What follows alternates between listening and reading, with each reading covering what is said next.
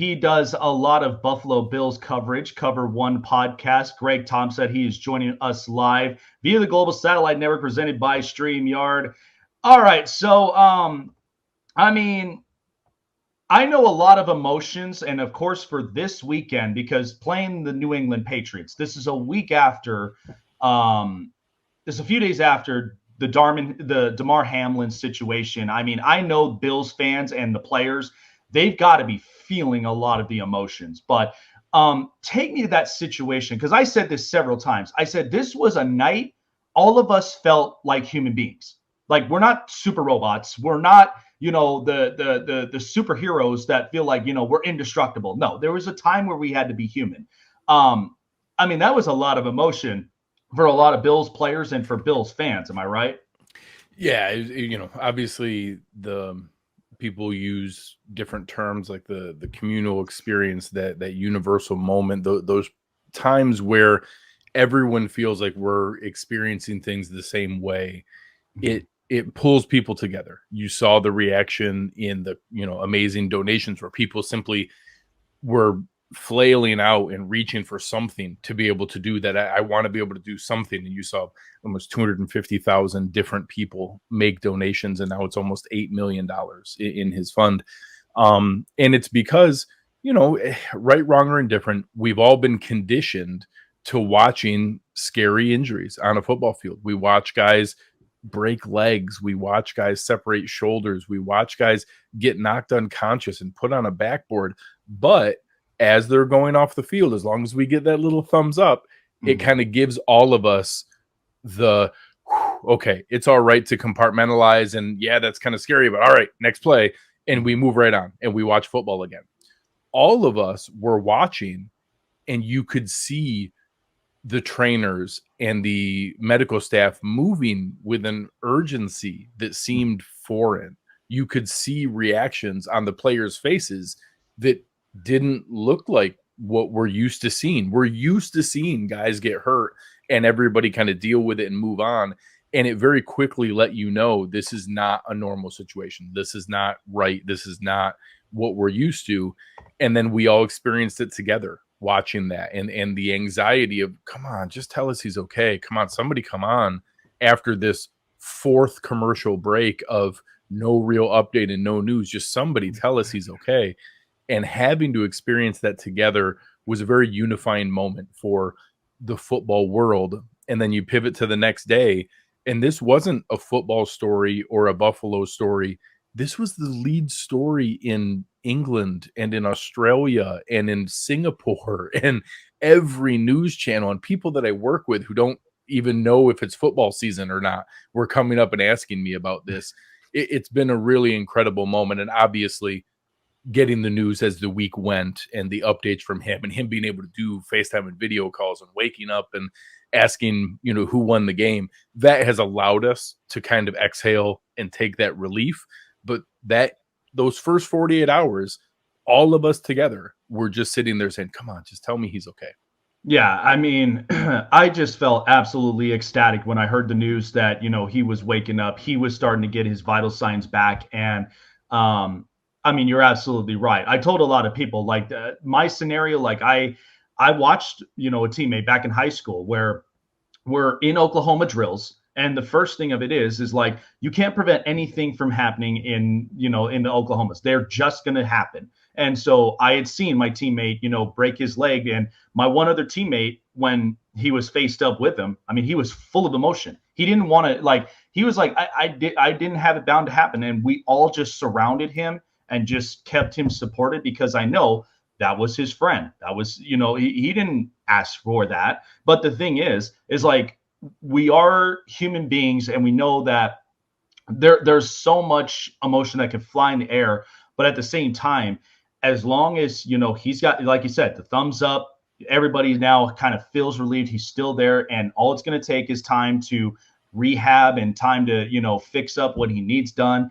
And then he'll be back with us soon. And so I've been very ecstatic that Damar Hamlin's gotten so much support, so much care from the medical staff. Like I said, man, Cincinnati's got to be classy, because I thought the medical staff, I thought the fan bases, everybody that's surrounded, when I saw that, was just absolutely phenomenal. I thought it was great, and I gave a kudos to them, and even for Zach Taylor. I had the pleasure of interviewing him last year in the Super Bowl, and I thought he was a great guy.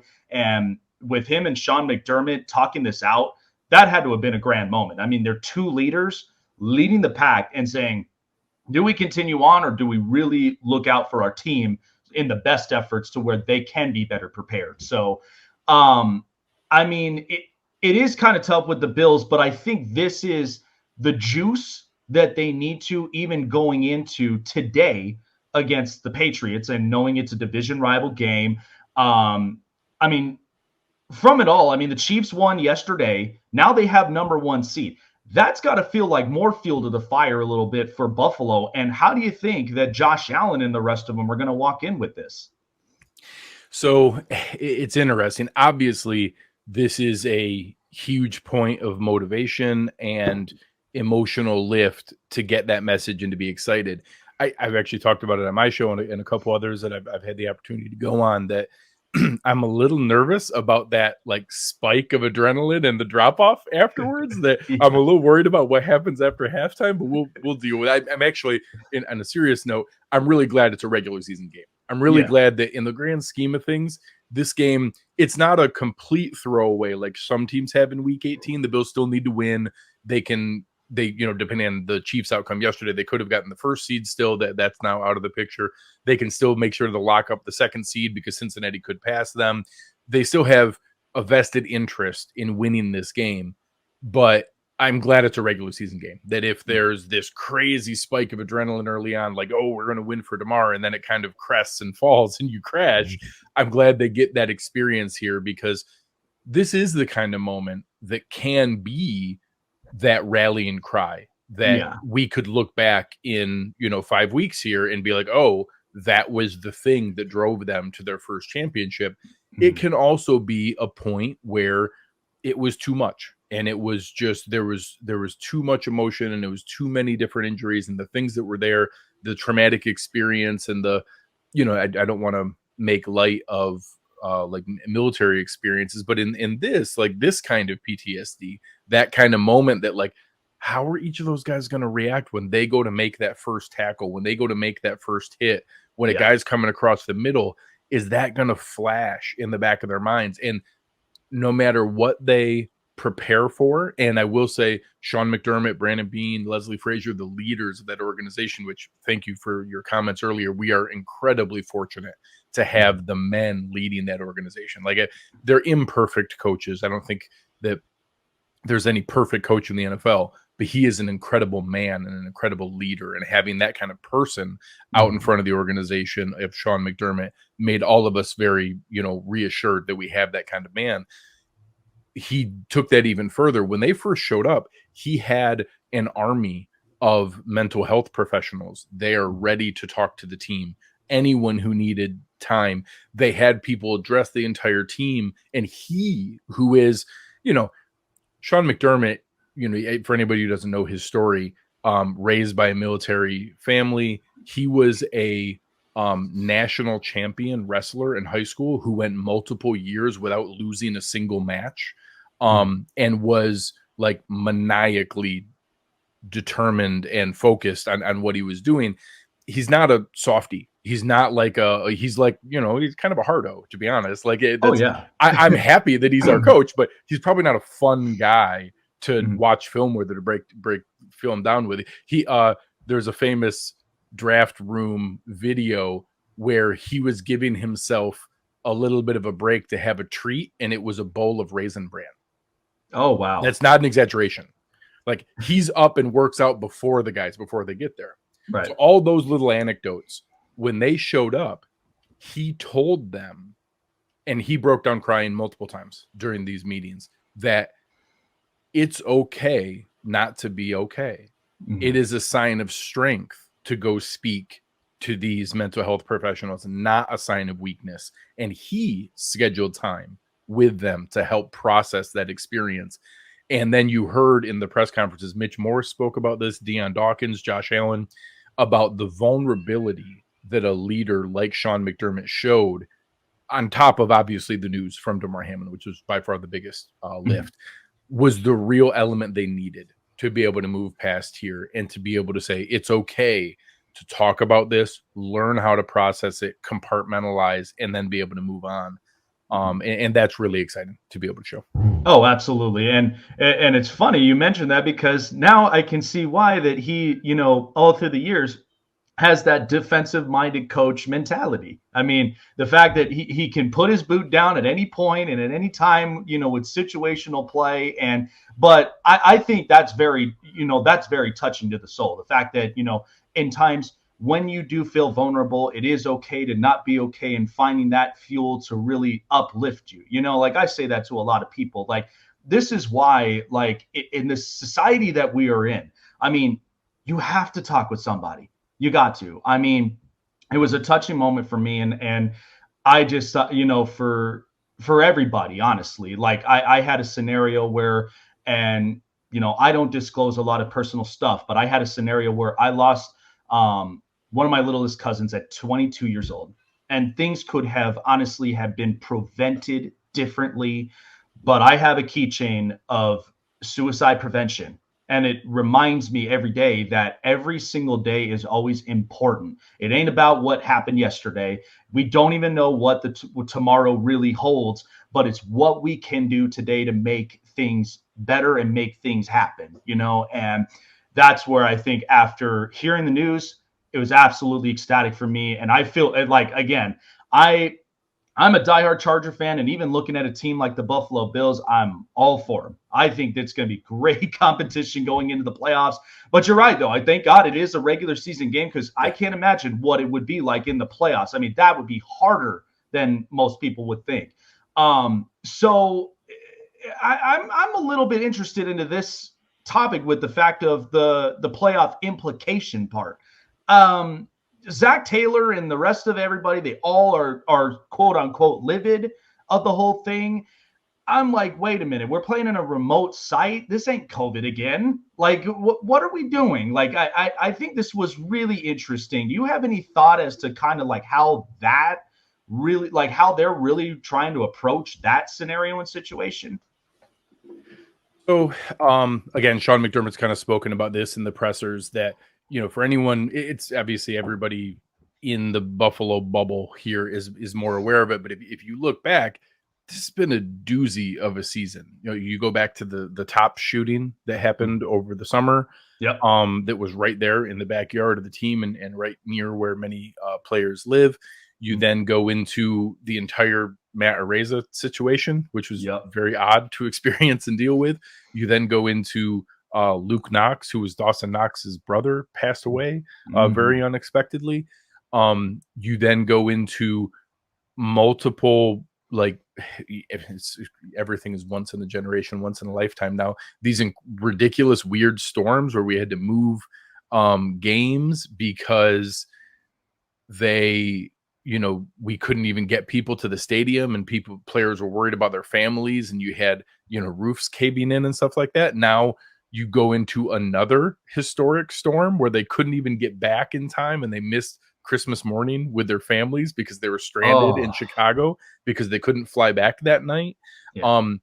You go through all those different things, and now you compound by far the biggest of any of those, in that in the moment they watched one of their teammates potentially die on the field. They watched him get CPR for 9 minutes and have to use the AEDs 3 times and then get loaded into the ambulance and pull away. In the moment, multiple of them have spoken that they thought he had passed away. They thought he had died, and that they were simply going to do everything they could to try to stop it from happening. That's how they experienced that in the moment. Yeah. And so you go through all these things, and that, some of them much more trivial, some of them much more, grave and serious, but all those experiences through the year, the adversity that's there, they've simply taken the approach that, this is what our experience is going to be. That you can't make excuses, you can't complain.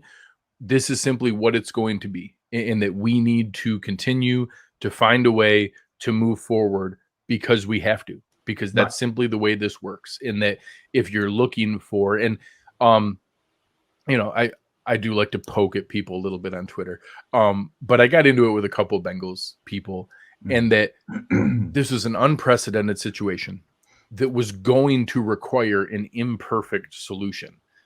The Bills went into that Monday night game with the number 1 seed, with a desperately needed bye week in hand and home field advantage through the playoffs. Yep. Then that game wasn't played. We lost the bye and we lost home field advantage.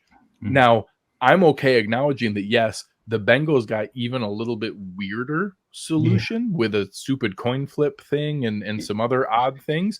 But, like, okay, everybody kind of got the short end of the deal except for the Chiefs. They got a pretty good deal. Everybody else got the short end of the deal here. Why are you acting like this is some, oh my God, I can't believe how screwed we got. You guys don't understand how bad we also have to go win 4 playoff games if you want a trophy. Like, right. Come on, man. Like, I just think there's a lack of perspective in some fan bases that, like, yep, this isn't great. It's not a perfect solution. I still wish we had that desperately needed bye. I still wish we had home field advantage. I feel just as strongly we were going to come back and beat them like we came back and beat Baltimore. We came back and beat the Chiefs. We came back and beat all these other teams. I feel just as confident we were going to beat Cincinnati as Cincinnati fans feel that they were going to beat us. You know, I wish we could have played that game. We didn't. We now simply need to deal with it and move forward. And the more time you waste complaining and focusing on excuses and not preparing yourself to move forward, the worse you're going to be in that game. Yeah, and it'll make you all the most distracted, you know, and that's the last thing you want, especially in a playoff implication, you know. And look, I'll be honest, even for me being a Charger fan, I've also am not fond of the fact that the Kansas City Chiefs have the number 1 seed, they have the bye, they have the home field advantage. Like, everybody all knows they are on our sites. They all know, and that's where I'm like, but that should be the juice. That should be the motivation moving into the playoffs, is doing any way you can. You got to get past the opponents. You got to face these guys in order to get to the best of the best. I mean, that's the way that we've always looked at it in playoff football. And so now it is interesting. Hold on. I'll tell you why people are griping about this, Greg. Let me just shed some light. And you, as a Buffalo Bills fan, should know why you don't want the Chiefs to have the number 1 seed. It is so hard to win at Arrowhead. Do you want to go back in there after luckily we won't, because we get the neutral site thing. And that's what Bengals fans were mad about, was that they felt like in the second round, if it was going to match up that way, where if the Chiefs were the 2 seed and the Bengals were the 3 seed, which it ended up being moot, which was part of the argument I was making to them, was it's not going to happen anyways. You guys are wasting this breath. That they thought they should have had the same thing, because they also beat Kansas City and also had a game in hand and also had the opportunity that they could have passed them, you know, technically. So that's what they were griping about, was that the Bills got this benefit of, well, if they had a won, they would have controlled it. So we're going to do a neutral site, but they didn't get that same benefit in the second round, which, to be completely honest, is fair. Like, yeah, they probably should have considered that. It wasn't a great, or that one should have been a coin flip too, or something. Add another stupid coin flip. But yes, nobody wants to go to Kansas City, and Kansas City fans are just petrified because they're afraid of playing a playoff game anywhere besides Arrowhead. Well, I'll tell you right now, they certainly do not want to end up facing the Chargers a third time, especially after, you know, what we saw from week 2. And then the second time they faced against each other, all those games were decided by 3 now points. Fully healthy with Bosa and Allen and Williams all back. And all waiting for Rashawn Slater to come back in the offensive line. Like, oh, man, I would hate to face that. That's why I'm like, there are teams that they went through the grind. Even for the Bills, hell, they were hurt with Von Miller for the rest of the year. And then the defense kind of just went down. And now they're trying to, fight their way every inch, every play now to really, win those games. So, there's field of fire for a lot of these AFC teams. But now my question is too, and we're wrapping this up in here in a couple minutes, but this took a while though for the Buffalo Bills to really develop that run game.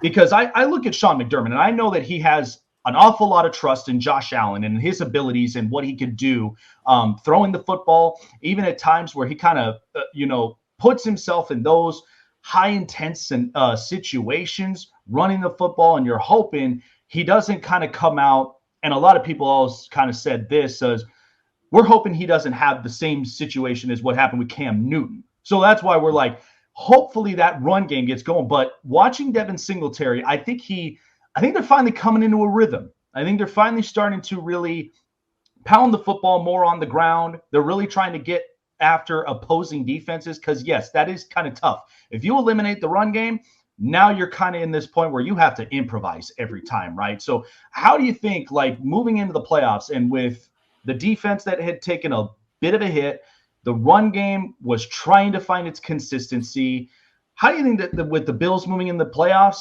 how do you think they really would have to attack it, especially against a stacked AFC lineup? So it is interesting. Last year, we saw them go through a similar trend with all passing early on, and then they kind of got some of the running game going, and we saw that the balance actually unlocked a higher overall offensive production. This year, we saw kind of similar where, crazy passing at the beginning of the season, then a little bit of a step back, obviously, with Josh's UCL elbow injury, and now some early reliance on the run game when they weren't quite ready, and now some actual production from the run game. We haven't seen the passing offense completely snap back to where it was. So that's actually one thing I'm looking for today. I'd love to see a little bit more efficiency, a little bit more direct impact on the passing game using that play action now that you have the running game going a little more. Each of those pieces that kind of go into that so they can show that dangerous two-headed monster going into the playoffs. I like the way they've done the run game. It's been a balance of Devin Singletary and James Cook. It's been less reliance on Josh Allen. And, there's always going to be those comparisons. But even looking back, Cam Newton had a lot more overall carries, a lot more like direct fullback in the red zone carries. Josh has mostly scrambles and then a couple called plays that are usually they'll every once in a while they'll do a called draw, but most of them are that quarterback power sweep. They run around the outside, and ideally he's getting out of bounds. Sometimes he does truck a linebacker or two, but I've already braced myself that we're headed for more of a Roethlisberger ending than a Brady ending, but I'll deal with that in a decade. I'll deal with that in 10 years when that adds up. We'll deal with that later on. But I do like the balance they've showing. I think that James Cook has really showed a lot of explosion, specifically in the run game. I expected contributions in the pass game, but his ability as a just, play-to-play runner is more than I expected as a rookie. So that's been encouraging. And then I do think we'll see a little bit more snap back into place here with the passing game as they kind of get their bearings right. Josh's elbow is right. They've had time to kind of decompress with what's going on here. And I'm looking forward to it. I think that we're going to see a more balanced approach. Boy, I mean, this AFC playoffs is just going to be fantastic. I mean, with the fact of we're getting all the quarterbacks that we all have asked for now for the last, last season, season before, and now it's finally happening. So this is just stacked. But like I said, I really appreciate you joining on, man. I mean, this was a great, grand experience as well. And knowing for Jeremy and myself, we're pulling for you guys, especially because that was a lot to really take in. But I'm going to be catching that game against the Patriots because the Patriots are just a mess. But watching every player, watching the coaching staff, how they really, move forward with this and how they make the plays happen, that's going to be one of those ones that I'm like, these guys are going to be both physically and emotionally prepared by the time the playoffs come around. So thank you so much, Greg. And where can people find you on your social medias here on the show? Yeah, that's great. I appreciate it. You can find me at Greg Tompsett, GregTompsett. All the same places you're listening to the Snake Sports Talk Show here. We're on YouTube. We're on all podcast platforms. So everywhere that you're checking this out, you can find Cover One. We have a lot of fun. So for obviously my show is mostly Buffalo Bills driven, but we do fantasy stuff. We do awesome draft content. So if you're looking for breakdowns, we're actually headed down to the Senior Bowl here in a couple weeks. Our team is going down there, and we're gonna have lots of videos, draft breakdowns, clips from the guys that are there and doing the workouts. Plus we'll do everything leading up to the draft. So for anybody here who's listening from a Broncos, Raiders, or AFC West standpoint, you can come check out what we have going on for the draft and help you guys get ready for that as well. And the Senior Bowl, that's obviously here up in where's Mobile. it's in Mobile. Yeah, okay. Mobile, Alabama. Yeah, so luckily, and so I in Buffalo and I live in Cleveland, so it's nice to go down to Mobile for a week. I'll take the weather. Oh, absolutely. I mean, hell, I would definitely do the same too. But thank you so much, Greg. Greg Tompsett of the Cover One Jake. podcast. Yeah. Hold on. I got one more request for Greg. All right. Wait, the man who compared Kirk Cousins to Peyton Manning. I am ready for your question. I said before he won his first Super Bowl. Yeah, okay. Before he won his first Super Bowl. Please talk some sense into those owners over there, man, and get a damn roof put on that stadium. Good Lord. So I will say, so separately, I would prefer that. I want a dome. I think that when you have a high-flying offense and a franchise quarterback, eliminating conditions is a positive. I want that. I will say all of the events that happened, none of them would have prevented moving the game when there's a dome. The issue was we literally couldn't get humans to the stadium. You couldn't get the officiating crew there. You couldn't get the TV production crew there. You couldn't get the players there, let alone fans. So don't get me wrong. I would prefer a dome. Josh Allen in a dome is more fun television. I want that too. But all the events that happen with canceling games, moving games, all the different spaces, unfortunately, none of that would have really impacted anything. We would have had the same cancellations, the same movements, because it was, unless I could find a dome to put over Western New York, unless I can put a dome that stops the lake from dumping snow over everything. Unfortunately, it doesn't make too big of a difference, but yeah, I kind of wish they would. I'm hoping, for anybody who hasn't seen it, the Tottenham Hotspurs stadium that has kind of a halo all the way around. So it won't be as big or as closed as what the old Cowboy Stadium was, where there was just the little hole in the middle. It won't be quite that closed, but it'll be closer to that idea where it'll be a halo closed and just open on the field, but the stands are more covered and the wind won't be as crazy of an effect. So hopefully it's going to be better, but it's not going to be, it won't be the wonderful new stadium the Raiders play in. It won't be SoFi. It's not going to be one of those. And that would have been my preference personally.